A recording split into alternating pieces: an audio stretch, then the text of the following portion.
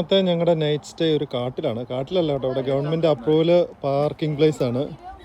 ഇപ്പം വൈകിട്ടത്തെ കട്ടൻകുടിയാണ്. പിള്ളേർ ഇതവിടെ ഇരിക്കുന്നു.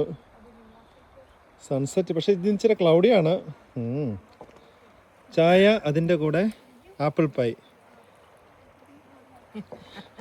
എന്താണ് മനുഷ്യ, ചായ മാത്രമുള്ള, വേറെ കടിയിൽ എന്നാ സ്ട്രോങ് ആയിട്ടുള്ള ഒന്നും ഇല്ലേ?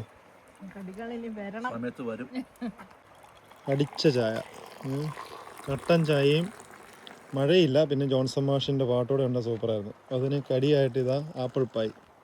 അപ്പോൾ ഇന്നത്തെ നമ്മുടെ നൈറ്റ് സ്റ്റേ ഇവിടെയാണ്.